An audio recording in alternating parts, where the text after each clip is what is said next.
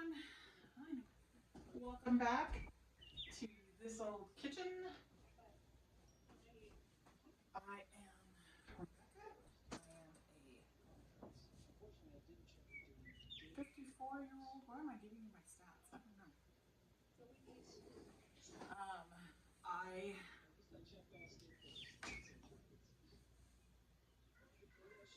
don't know what I'm saying.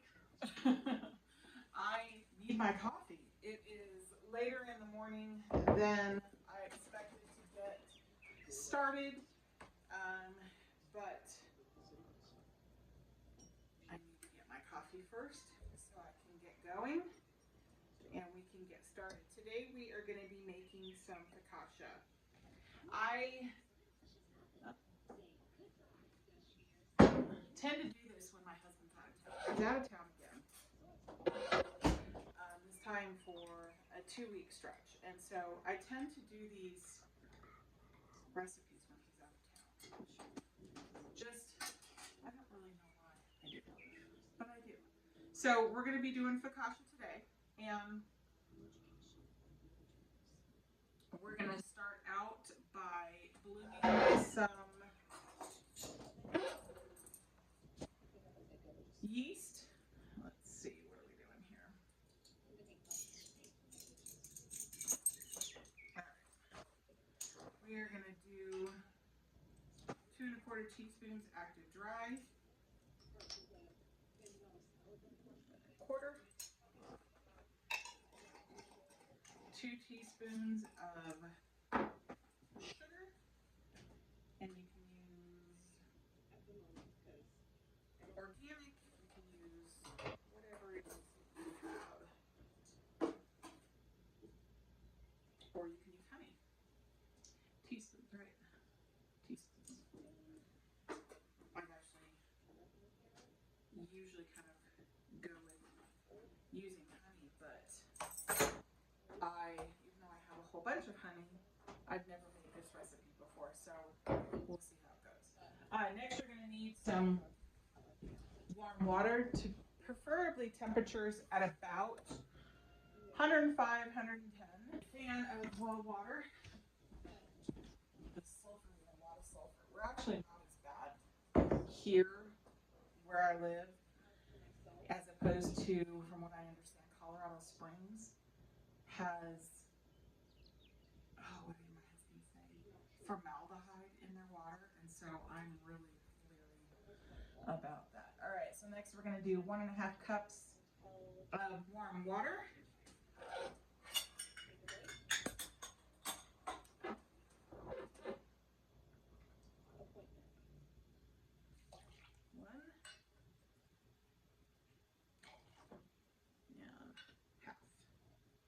This is my half cup measure.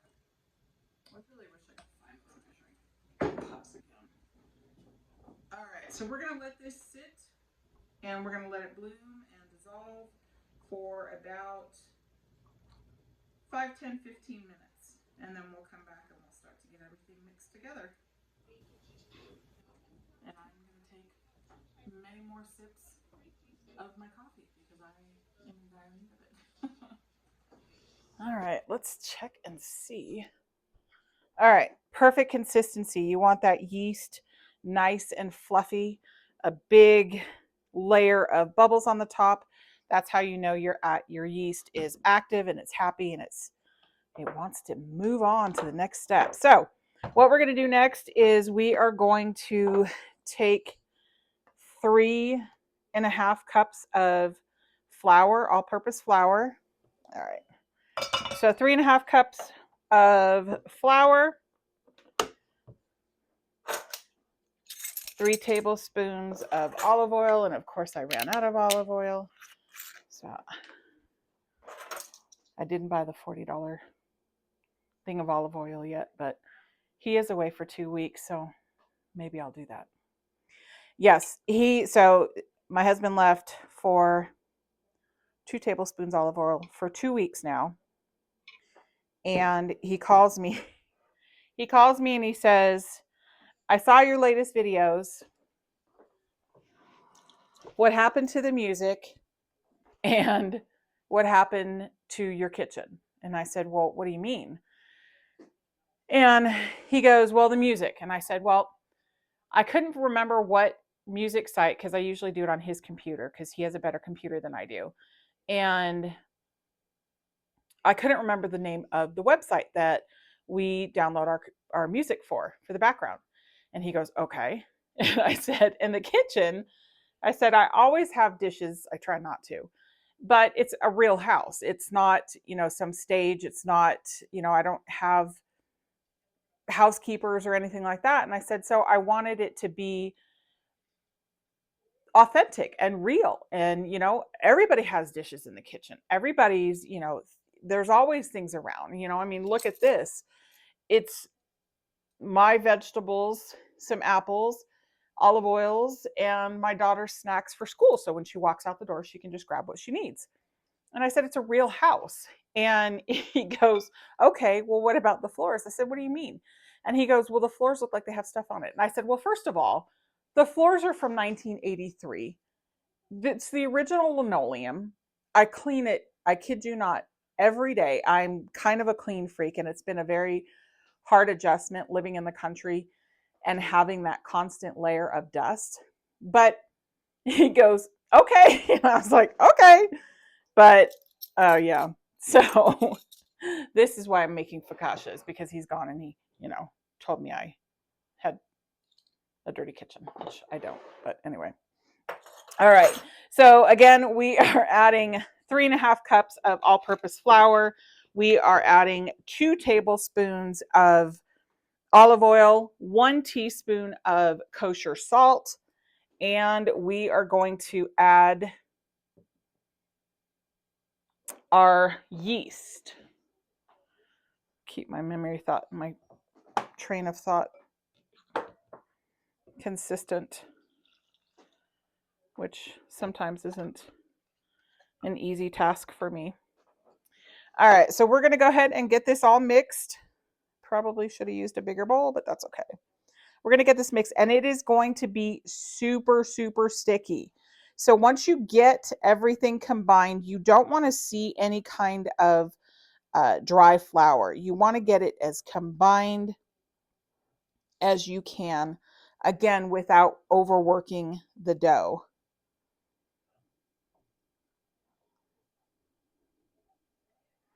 And it's going to be just like when you make dough. It's going to be a shaggy dough, but we're going to get as much of this combined as possible. Now, if you want to use your hands, by all means, use your hands. That typically is a lot easier. And I think I'm going to use my hands to squeeze the bottom and really get that out.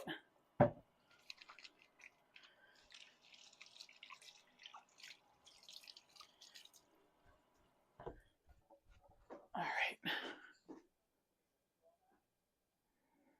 But yeah, he's an incredible man. I love him to death. But he points out those small details that I try to remind him of all the time.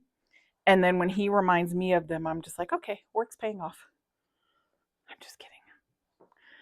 Okay. So we're going to get this really incorporated. It feels as though it is on the drier side for me. It may be the elevation. So I'm going to put a little bit more water in here. I live an hour southeast of Denver. Denver is elevation, that's why they call it the Mile High City. Their elevation is 5,200 and some change. And the city that I live in is 6,400 and some change. So we are quite a bit higher in elevation than the city is. But any elevation that's near the Rockies is going to be just a lot. Now, I have a fellow YouTuber. She lives in Wyoming, and she had expressed the same issues that she had moving from Washington as we did here in trying to figure out her bread and everything. And it's an adjustment. It's definitely different. It's even if you come and visit here, if you are not completely hydrated, that elevation takes a toll. It truly takes a toll. All right. So what you're going to want your consistency to be for this is, I got a big chunk, I can feel it right there. That needs a little bit of hydration. Is super sticky. As you can see it sticking on my hands. All right, so we've got that in there. Feels a little tough, but I think that's probably what is supposed to happen. All right. Get my hands rinsed.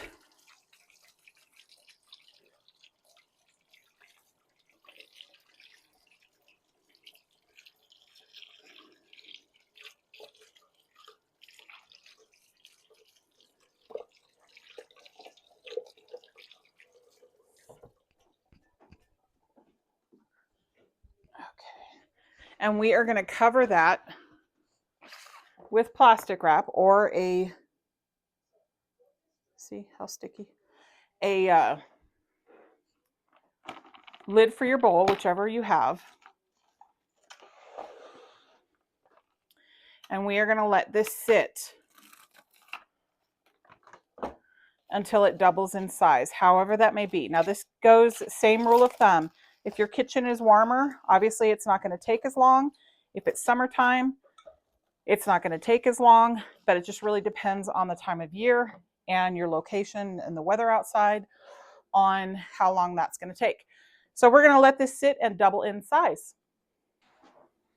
Well, it's been about an hour and we have a rise. That is what we're looking for. Now I'm going to add some inclusions in this. So we are going to be dicing or chopping up some garlic. We are going to get my sad indoor kitchen rosemary chopped up. And then I'm going to be adding into our inclusions some Parmigiano Reggiano Asiago cheese and some Parmesan shredded cheese. So typically you don't need to stretch and fold on this one. It's not a sourdough, and it's pretty much a no need or no stretch and fold focaccia. Okay, so we are gonna get started on this. Get our inclusions in here. Get this garlic chopped up.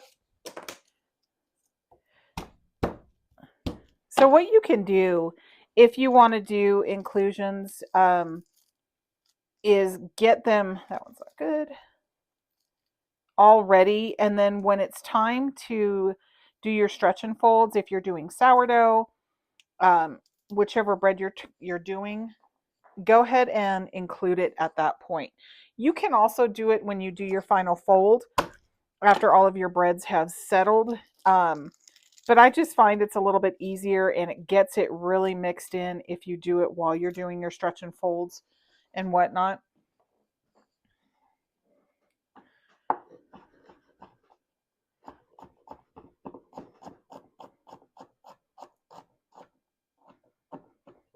I really feel like I should get one of those kitchen choppers. In the future, what we're going to be doing, my sister-in-law's sister, I call them both my sisters. She is having some surgery, minor, well, not minor, surgery done. And so she has asked for some keto desserts. So we're going to start researching that and seeing if we can find her some keto desserts while she recuperates from her surgery. So I'm excited about that. I don't know a whole lot about keto. So we'll see how that goes. I know she'll be fine, but I don't know about the desserts I make her. And she lives substantially farther away from me, so I'm going to hope that I can get all of that to her and still be able to.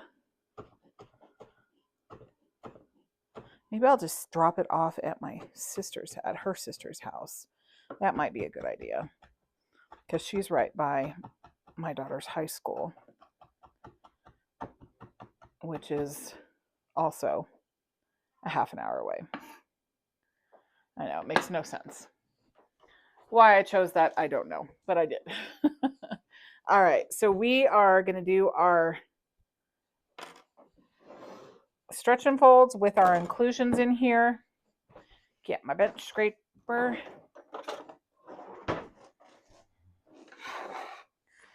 Get that in there. And then we're also going to top this on top. Super light and fluffy. Get all of those mixed in. All right. And then we're going to put some cheese in. That's a lot of cheese. Oh, I love Romano Reggiano Asiago cheese. So good. Now with the cheese, I'm not going to do a heavy mix because I think it'll be okay because there's quite a bit here. All right. So while your oven, or before you start your oven to preheat, you're going to add this to your baking dish. Now, your baking dish can be a glass dish. It can be stainless steel dish. I am actually going to do this in my cast iron. So we are going to add, my poor tree. We are going to add 2 tablespoons of olive oil to our cast iron.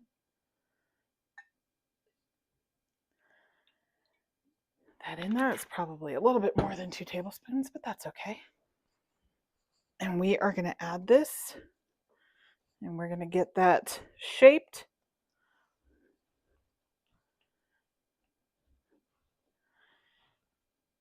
You want to make sure whatever dish that you do use, that you have a good lip on it, a good rim on it, because your focaccia is thick.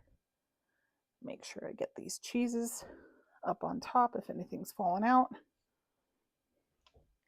And then we're going to let that sit for 45 minutes. So this is what we're looking at. We'll let it sit covered for another 45 minutes. And then we are going to, about 20 minutes from now, we're going to go ahead and start preheating our oven. Which I don't think I started that yet, but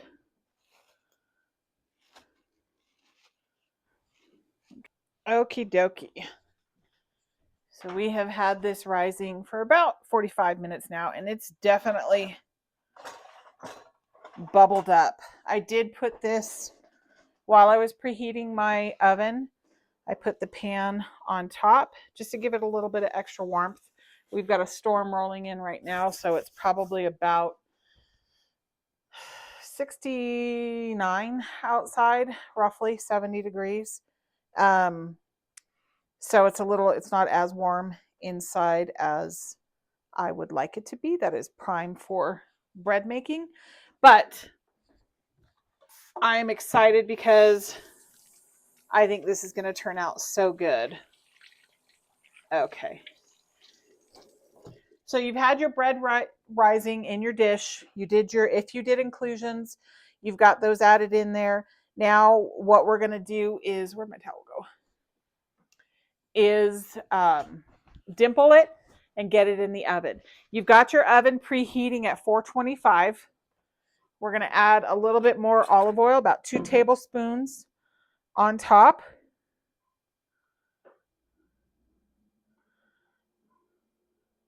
Maybe a little more than 2 tablespoons, but I like. All right. We're going to add some more Parmesan cheese on top. This is the Parmigiano Reggiano cheese. Get this piece out of here because that will burn. All right. My sad looking sprigs of rosemary.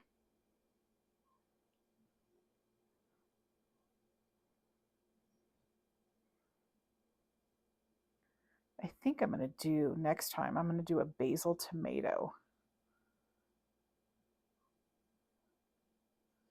All right. And then we need some salt.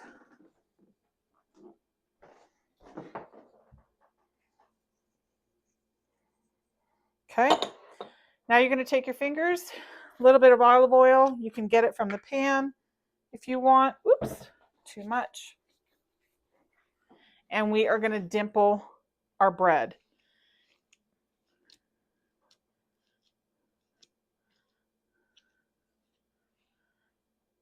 And you should see not only on top, but on the outside of your pan, a layer of olive oil. That's going to keep it from burning. It's going to keep it nice and crispy on the outside and super moist on the inside.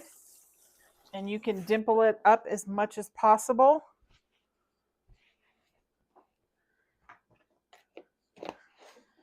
And this is what we're looking at. Let's get that in the oven. All right, so again, we've got this oven preheated at 425. This is what your focaccia looks like.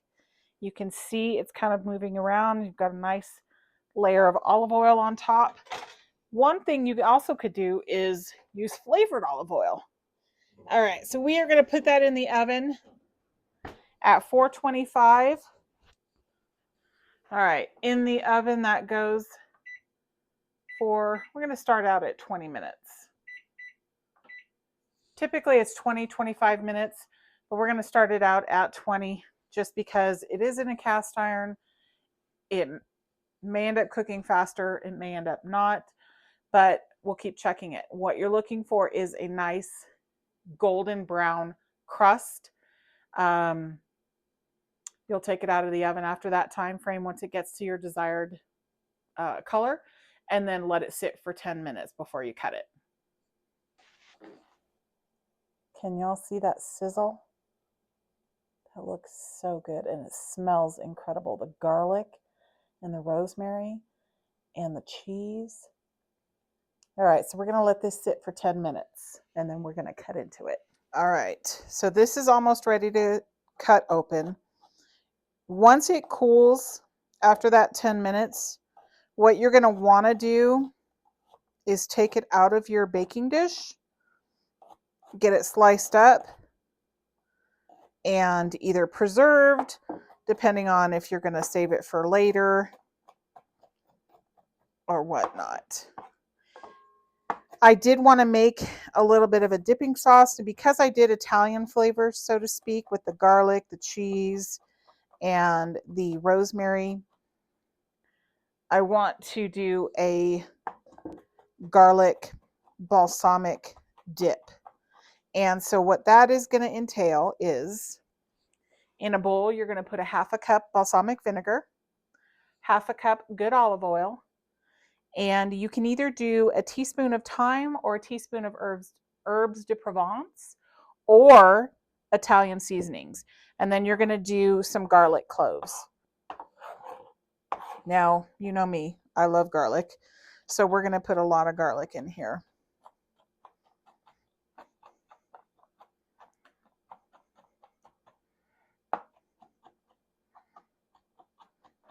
I FaceTimed my husband and told him, I wish we had smell-o-vision, which made him laugh. All right.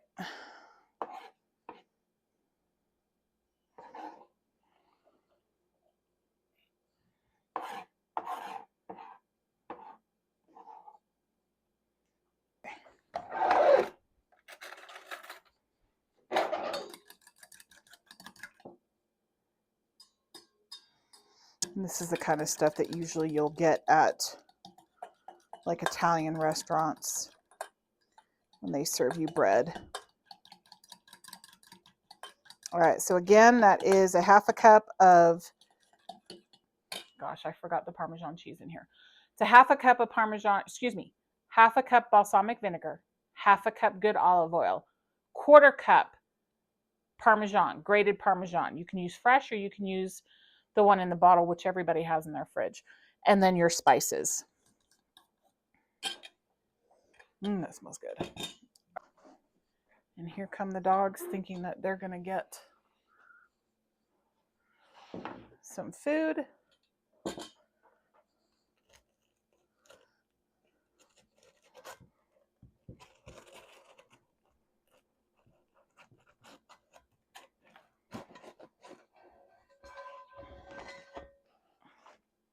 All right.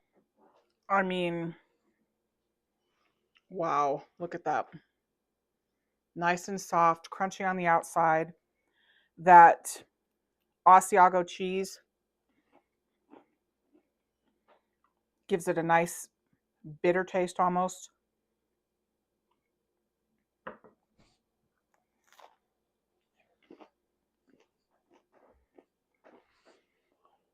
So yummy. So yummy.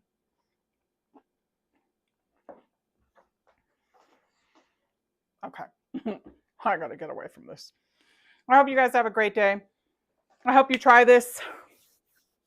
Play around with it. There's lots of different ways you can do focaccia. This was the easiest way that I could find. That was a no need going into doing all the stretch and folds and things like that. But this is fantastic. It's definitely something that you should try. Super easy. What also might be interesting too is making it into a focaccia pizza.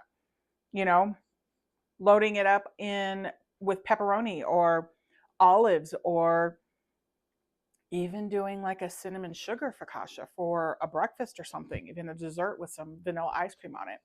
Lots of different ways that you can do focaccia. And I'm going to try them all. I hope you have a great day. Thank you for joining me. And remember to like and subscribe. Thanks, guys. Bye.